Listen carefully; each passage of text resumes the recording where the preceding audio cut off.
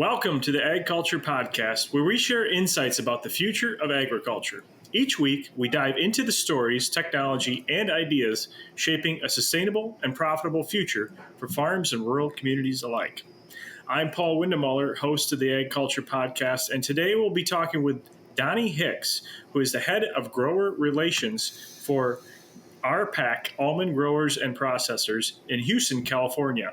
Donny is also a grower of almonds and involved heavily in the almond industry on several different boards and committees as well. So I'm looking forward to giving you a peek into an industry and a sector that I'm not very familiar with, as well as probably most of you listening, which is the almond industry.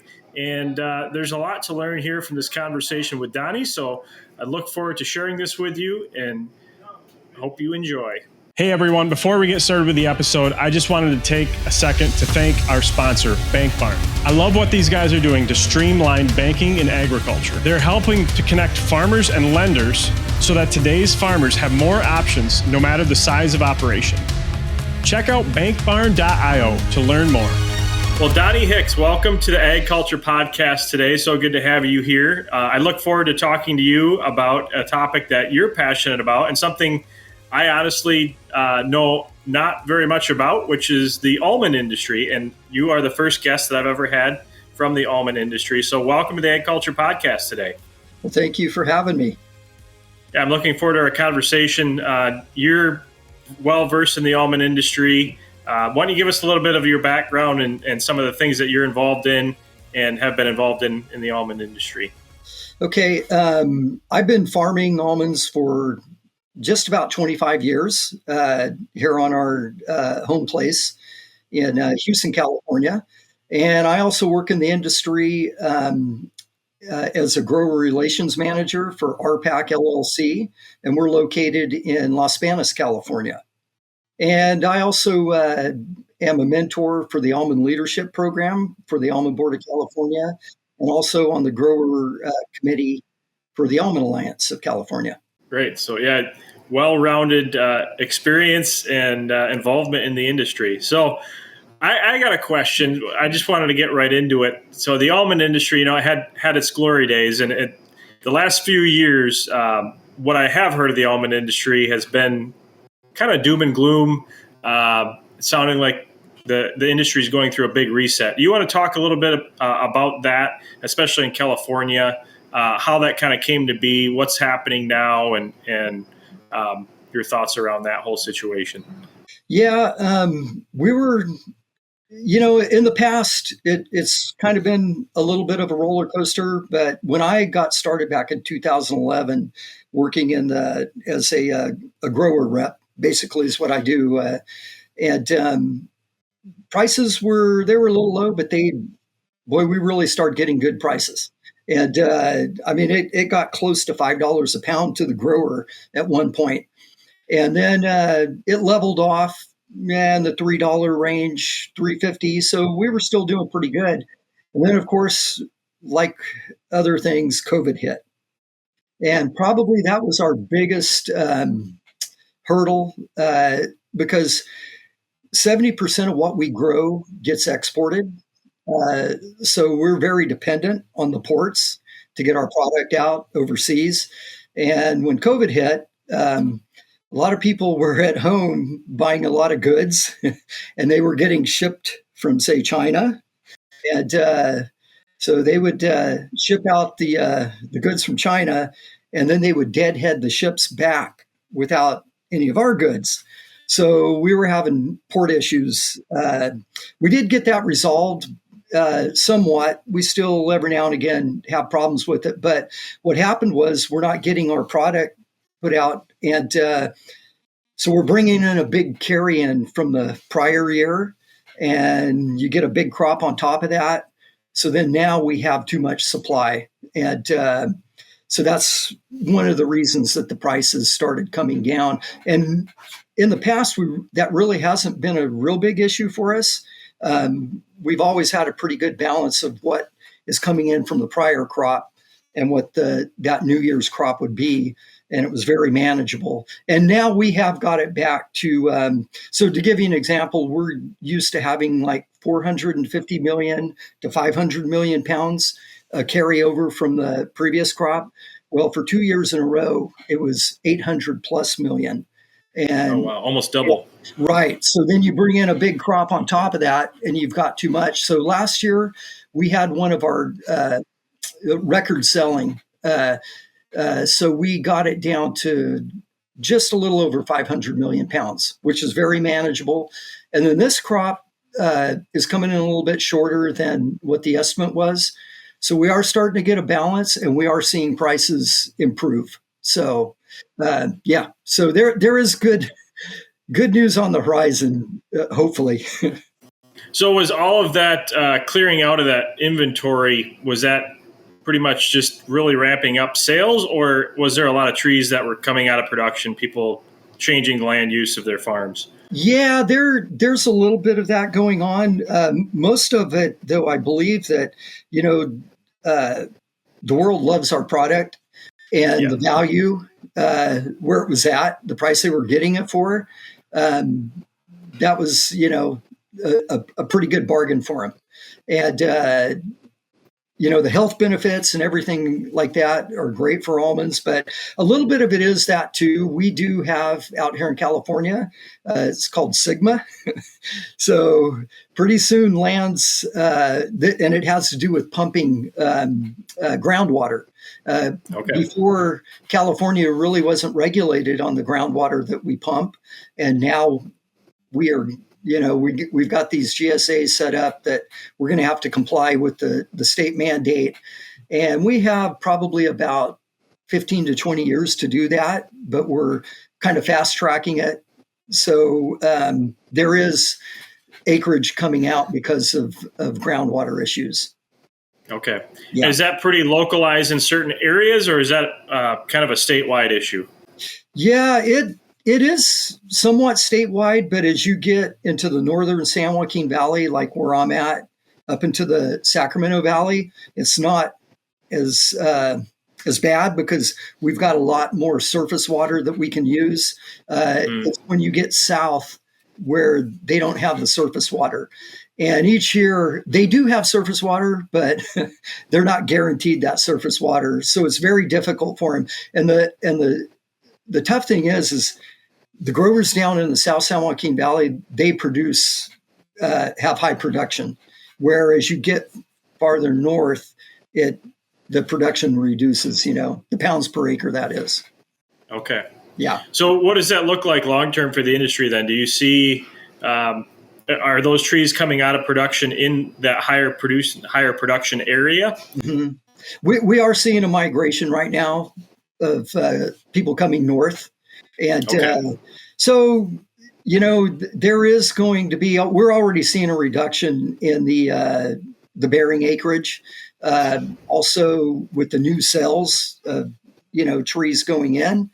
But you are seeing, like in my area, a grower will pull out, an older orchard, but he's going to plant trees back in because he's got the water to be able to do that. So eventually what we're thinking we're going to see is, smaller crops, and probably that will correct, and growers will get a better return because we don't have the supply that we would have had in the past. Okay. So we had a record crop 3 years ago of 3.2 billion pounds.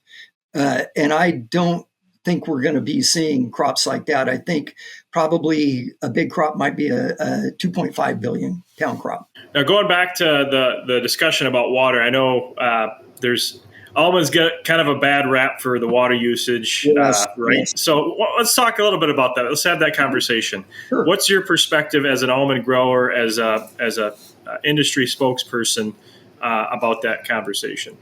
Yeah, we did. And it's still there today. Even here in California, you'll talk to somebody in the cities. Oh man, you're an almond grower. Gosh, you guys use a lot of water. So, and we don't want to pick on anybody else because everything takes water to grow, right? Right. Even golf courses. So we're growing food. And we do use water like every other, grower does. But with almonds, it's not just the kernel that takes the water, the hull.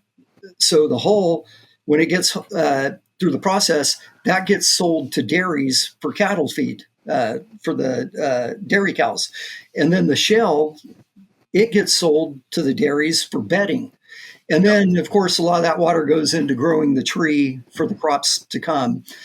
And the neat thing with almond growers, we're kind of a carbon neutral, because after the life cycle of the tree, it gets pulled out, ground up, and put back into the ground.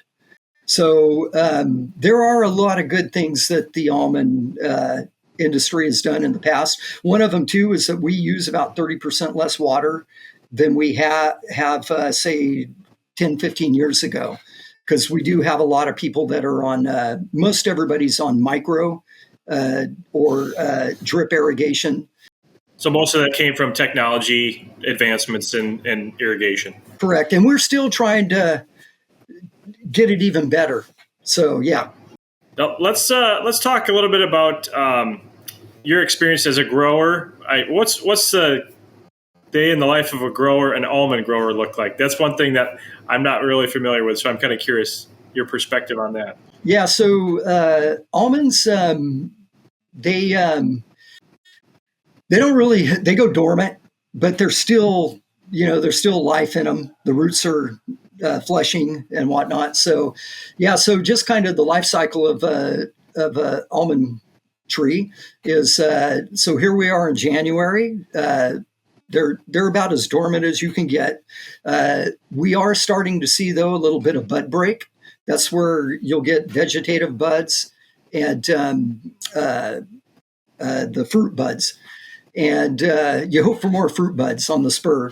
And pretty soon, about February, around Valentine's Day, they'll start flowering.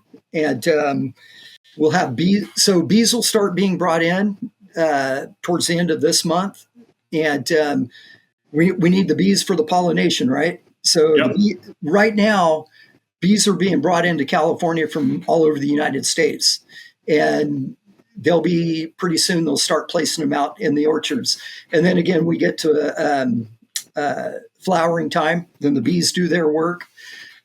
We go through a tough time of seeing what the crop set will be. Depending on the weather. So if you've got bad weather during bloom, that's not a very good thing, because the bees have to have good weather to get out and work. So we hope for good weather during bloom. And after the flowers are gone, now you got the little nutlets, and we watch them mature. The tree will, if it's a big crop, it'll drop a lot of those. And you hope for as many as you can on the tree, though, right? So then they'll go through a process of growing. They'll get to a size, and then the nut inside will start filling. It goes from a gel, and it gets hard, and it fills up probably around about the third week of June. That's when you reach nut fill. So then we're feeding them with fertilizers from about right around March through early June. And then now you start getting ready for harvest. So they'll get in July, around July 4th, you get hull split. The hull will open up. And then that's when they become real susceptible to navel orangeworm and other, we've got this new one, Carpophilus beetle. So we treat them with sprays to knock down the populations. And then about 6 to 7 weeks after that, we shake them, put them on the ground. They sit on the ground for about a week or so. And then we come in and sweep them, harvest them, take them to the huller. They hull and shell them. Then they go to the processor. So I put it this way: we are the first to bloom, and about the last to harvest when you get to the prune or the prunus variety. So we're actually, the almond tree is like a peach tree. apricot tree. We're in that same family. Stone fruit type of. Stone fruit, but Yep. it's a seed that we eat. Yep. Yeah, it's yeah. So it's technically a gloom, right? Is that exactly yeah. But so like our rootstock on the trees, like mine, I have a rootstock that's called Viking, and its parentage is almond, apricot, plum, and peach. Really? Yeah. So it's pretty neat. So we're related in that family, but yet we're the last one to harvest, where a peach tree will come into bloom a little bit at the same time, but they harvest from May to August. And so that's pretty much the life cycle of the tree. And then you get done with it, you prune your trees, you grind all the prunings, and it goes back in the ground. We plant cover crops. I'm one that plants a cover crop, and we get ready for the next year. Yeah. So, question on the cover crop. I know that was one thing that I've seen. There's been a lot of talk about, regenerative agriculture or trying to do more soil conservation. And that's one thing with the almond industry is it's historically been, let's have bare ground so it's easy to collect the fruit, right? Right. So how do you plant cover crops? How does that work in conjunction with harvest? And what are some maybe new ideas that are being tried to make that more effective, to be able to utilize some of those techniques? Yeah, the Almond Board and the Almond Alliance, and there's a lot of different, like NRCS, they do have funding for growers to be able to plant cover crops. There is, give and take on it. You do have to do things a little bit differently. So for me, it's a little easier to cover crop because I still do flood irrigate. And so the problem is if the cover crop gets real big, it's kind of woody, and you got to get it broken down before you go to harvest, because you can have issues with that. But it's pretty manageable. Even guys that are reliant only on drip irrigation, they're able to do it because now one of the things we can do is we can condition it. Conditioner comes in, will kick out all the foreign material, and then when they harvest, they'll pick up clean product to go to the huller. And then the other concern is during frost and freeze and during bloom. The recommendation from our ag extension from UC Davis is to keep vegetation down to about 2 inches or less. So cover crop, you're looking at 2 or 3 feet. Right. So what we do is, and I do this, I practice it. I'll go out and terminate the crop and get it down low during that time. So that does help. And I continue to mow it, and that breaks it down as well. But what I will do where the bees are at on the outside borders of the orchard, I'll leave the cover crop there for bee health. What are some other technologies that have come into play in the almond industry in the last 5 to 10 years that really maybe have been game changers for production or labor efficiency, water efficiency? Yeah, probably the biggest one is with the water. We talked about a little bit, being able to go to micro irrigation. I have a double line drip, which is probably it is the most efficient. You get about 92% or 90% somewhere in there efficiency. And not only with your water, but also with your nutrients that you put in. So, but I also have flood irrigation. And about 10 years ago, they were telling us, don't use the flood water here.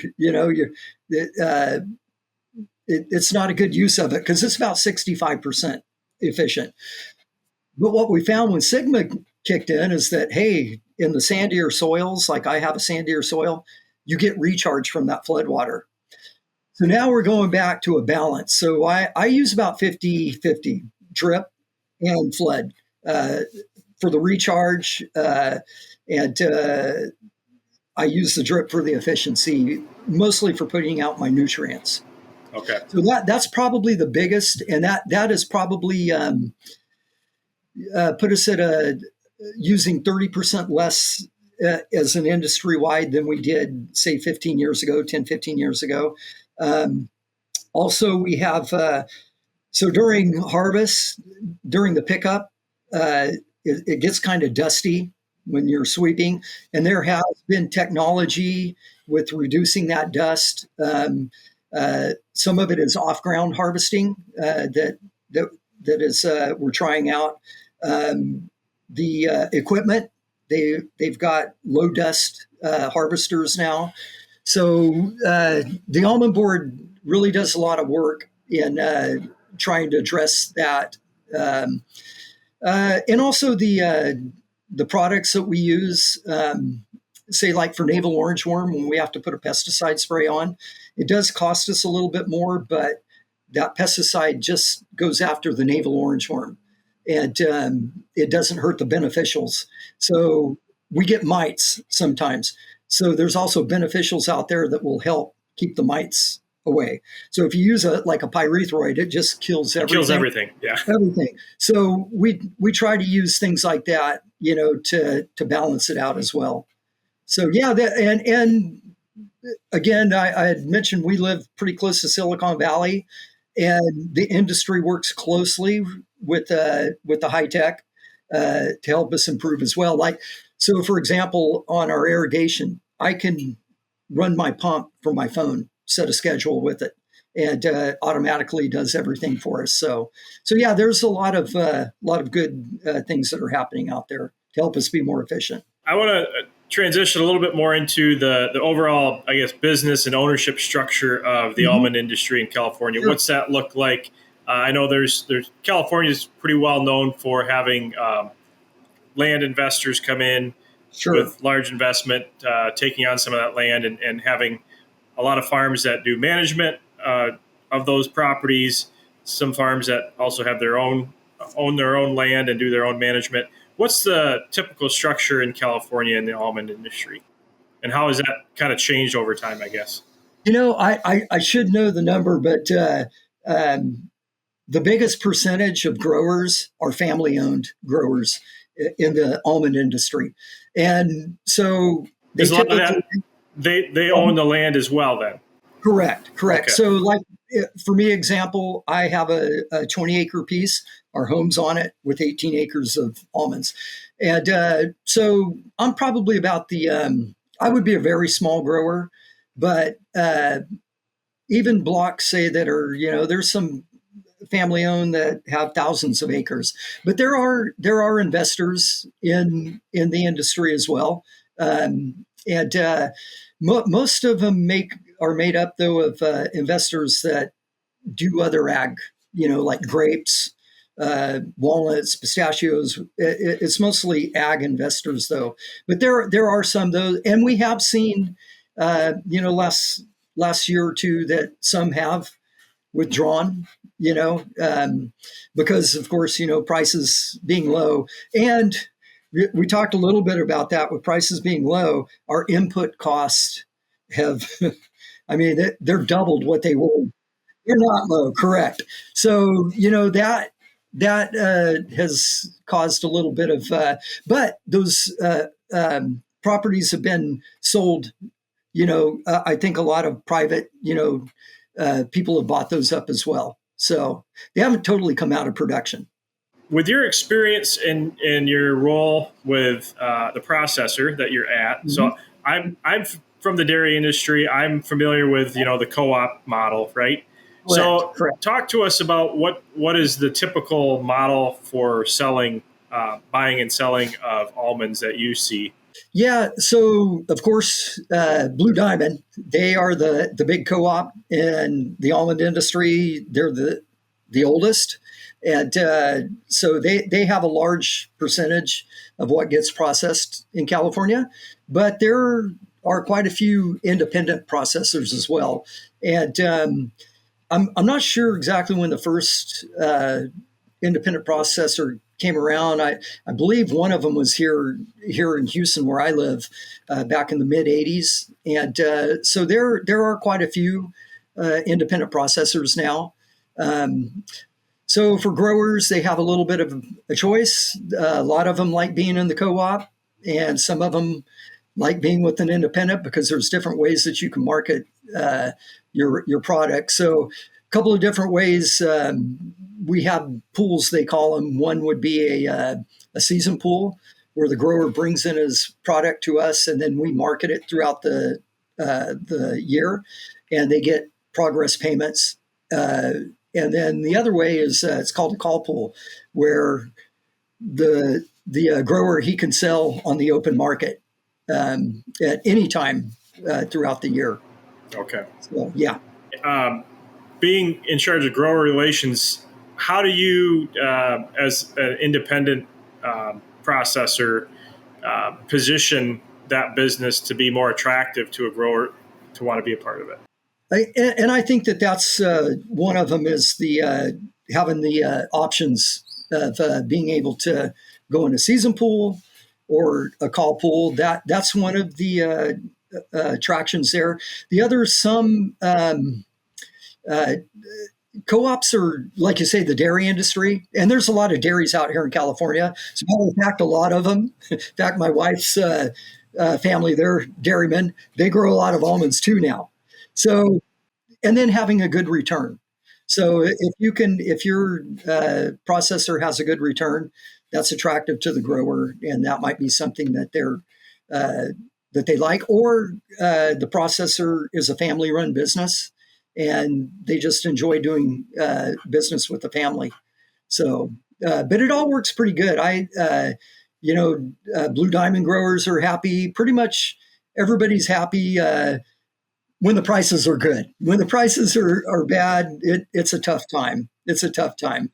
It sounds easier to keep them happy than dairy producers. Usually us dairy producers, we're not happy when prices are low, and we're not happy when prices are high because we should be making more milk and they should be higher. Yeah, exactly. Well, and that's another frustration for us. The prices have been kind of, not kind of, they've been pretty low to the grower for about the last 4 years.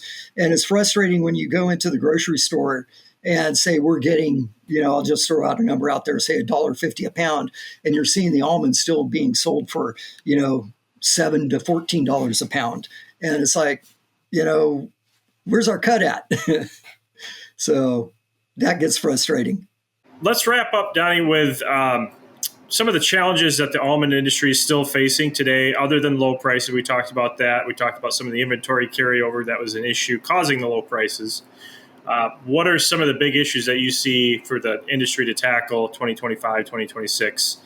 We just had our almond conference back in December, and actually things are looking pretty good, going forward. I guess when you get down to the bottom, there's nothing but to look up, right?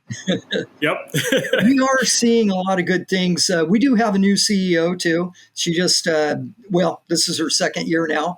And we do have a new CEO for the Almond Alliance. And, so things are looking pretty good, but there's always, things out there. Water, probably every year, water is a concern for us. We have had some good storms come through California here recently, but I'm looking at the forecast for the next couple of weeks and nothing in the forecast. So water, that's our biggest challenge. I would just have to say that I'm really optimistic about how things are going forward. And we just have some good news that the USDA is, they've finally said what healthy is to be able to be printed on labels. And that makes a big difference, somebody, and almonds are the health benefits are, they are a healthy snack. Not just a snack, but, they're putting them in all kinds of different ingredients nowadays. So, yeah, I'm very optimistic, but at the same time, we need to be saving when we can and looking to the future. Definitely. It's something every farmer needs to do, right? Correct. Will Rogers, just to paraphrase, he said, to be a farmer, you have to be optimistic. Otherwise, you probably wouldn't do it. Amen to that. Yep. Amen to that. Yep. Well, Donny, thanks so much for joining us here today on the AgCulture Podcast for a look into the almond sector in California. I really appreciate that. I know I've learned several things from you here in this conversation, and look forward to hopefully someday coming out and seeing your place. Absolutely. We would love to have you out here and see a different part of California. Great. All right. Well, thanks, Donny, so much. You bet. Thank you. Thanks once again for listening to another episode of the AgCulture Podcast. I hope you enjoyed this conversation that I had with Donny Hicks and learning all about the almond industry in California. And if you have enjoyed this episode, please share it with somebody that you know. That's how we grow our audience. We don't do really any advertising. This is all just word of mouth and you guys sharing this podcast with people that you know. And through that, we can share stories from all around the world of agriculture from many different sectors like the almond industry. And look forward to sharing more of that with you. I'll be heading out to New Zealand and Australia here shortly and have a lot of interesting interviews lined up for sectors and areas that probably a lot of people in agriculture don't get to experience every day. So stay tuned for those coming up, and look forward to seeing you once again for another exciting episode next week with the AgCulture Podcast. Thanks for listening.